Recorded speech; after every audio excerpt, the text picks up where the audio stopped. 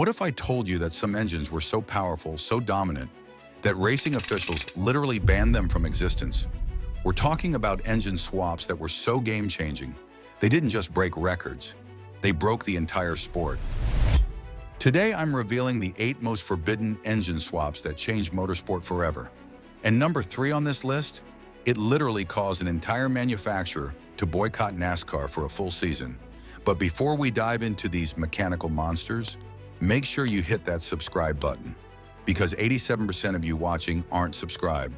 And trust me, you don't want to miss what's coming. By the end of this video, you'll discover the engine that produced over 1,400 horsepower in the 1980s, and why it terrified Formula One, how a simple emissions bypass led to the largest EPA crackdown in automotive history, the forbidden swap that's sitting in your neighbor's garage right now and could land them in federal prison, and the engine so advanced it didn't just get banned, it caused a manufacturer WAR that lasted years. But here's the thing, these aren't just stories about fast cars.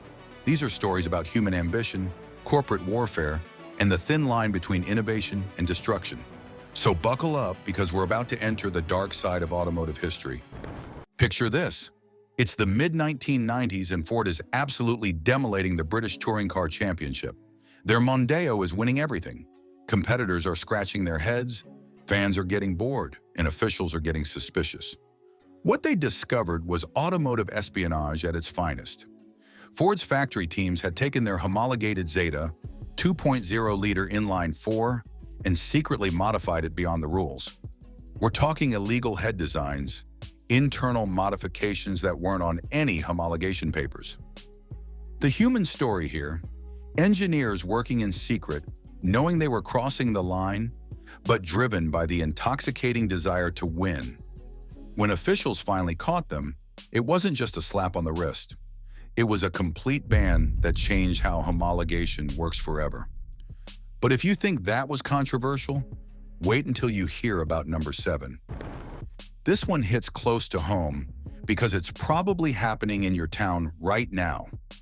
The Ford 6.4-liter Power Stroke diesel became the center of the largest EPA crackdown in automotive history. Here's the technical breakdown. The 6.4-liter Power Stroke came with emissions equipment that was choking the engine. Owners were getting 8 miles per gallon, constant breakdowns, and repair bills that cost more than some people's cars. So what did they do? They deleted everything.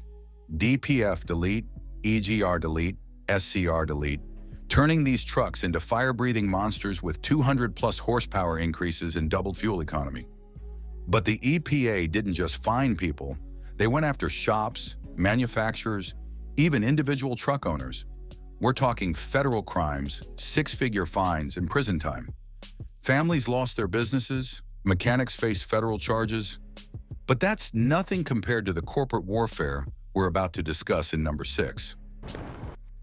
Imagine showing up to a Ferrari versus Lamborghini race with a Honda engine. That's exactly what started happening in professional racing, and it nearly destroyed the sport's identity. The controversy started in Japan's Super GT series. Teams discovered they could take a Honda F20C engine and stuff it into anything. Suddenly, you had Nissans and Toyotas that were actually powered by Honda hearts. The performance advantage was brutal. These cross-manufacturer swaps weren't just winning races. They were making the competition look amateur. But racing is about more than just speed. It's about brand identity and corporate honor. The ban was swift and brutal, but speaking of souls being crushed, number 5 will make you question everything you know about legal car modifications. This one's personal, because it's happening to car enthusiasts right now. The LS engine swap, it's the holy grail of American performance. But here's what nobody tells you. In many states, it's also completely illegal. Let's talk numbers. A basic LS1 makes 350 horsepower. An LS3 pushes 430. An LS7 screams out 505 horsepower. And the aftermarket? Sky's the limit. So naturally, enthusiasts started swapping these engines into everything. But here's the trap. The EPA considers any engine swap that doesn't result in a certified emissions configuration to be illegal tampering. The human stories are heartbreaking. A guy in California spent $30,000 on an LS swap, only to face a $10,000 fine. Shops got raided by federal agents. The land of the free became the land of the federally regulated engine swap. But if you think that government overreach is bad, wait until you hear about the manufacturer war that's coming up in number 4. 1964, Ford unveils the 427 SOHC, the Cammer. Single overhead cam, 427 cubic inches, and over 600 horsepower in race trim. It wasn't just an engine, it was a declaration of war against Chrysler's Hemi dominance. The engineering was revolutionary. While everyone else was stuck with pushrod technology from the 1950s, Ford created a single overhead cam design that could rev to the moon and back. When it hit the track, it was carnage. Ford wasn't just winning races, they were lapping the field. But NASCAR officials banned the 427 SOHC as a special racing engine, essentially saying it was too advanced. Ford's response? They pulled out of NASCAR entirely. This wasn't just about engines, it was about corporate pride, technological advancement, and the soul of American racing. But Ford wasn't the only manufacturer to face this discrimination.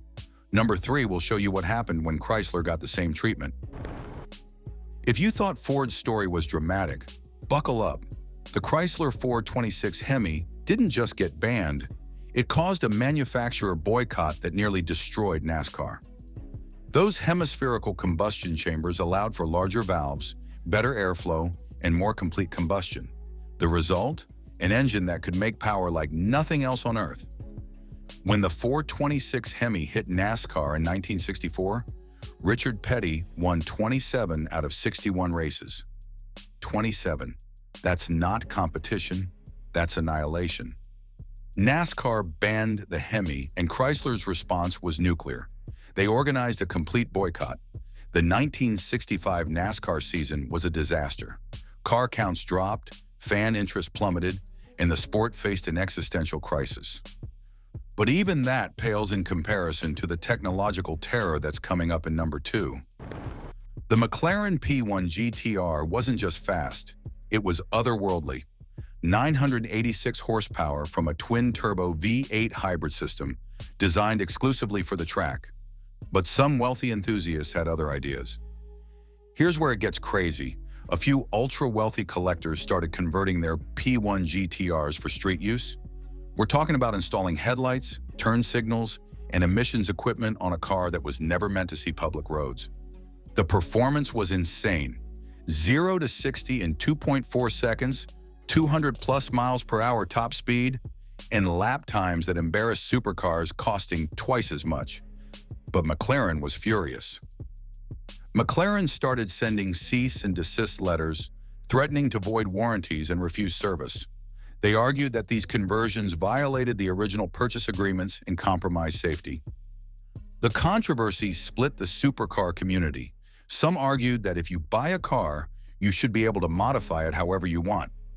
Others said that some machines are too dangerous for public roads. But even the P1 GTR controversy seems tame compared to our number 1 forbidden engine swap. This is it. The most forbidden engine swap in motorsport history. The Formula One turbo engines of the 1980s didn't just push boundaries, they obliterated them. We're talking about 1.5-liter engines producing over 1,400 horsepower in qualifying trim. To put that in perspective, that's more power per liter than a top fuel dragster. These weren't just engines, they were controlled explosions. The human drama was intense. Drivers like Ayrton Senna and Alain Prost were piloting missiles that could accelerate faster than modern F1 cars, with half the safety equipment and twice the danger. But the power came at a cost. Engines were grinding left and right. Teams were spending millions on engines that lasted minutes. The sport was becoming a technological arms race that only the richest manufacturers could afford. In 1989, the FIA banned turbo engines entirely. The official reason? Safety and cost control. The real reason? These engines had become too powerful for human beings to control safely. The ban marked the end of an era. Engineers who had spent decades perfecting turbo technology suddenly found their life's work obsolete. Drivers who had mastered these mechanical beasts had to relearn everything. But here's the kicker. When turbos returned to F1 in 2014, they were limited to about 600 horsepower. Even today, 35 years later, Formula One engines still don't match the raw power of those banned turbo monsters. So there you have it. 8 forbidden engine swaps that didn't just change racing, they changed the world. From the EPA crackdowns affecting your neighbor's truck, to the corporate wars that reshaped NASCAR, to the technological terrors that were too powerful for human control.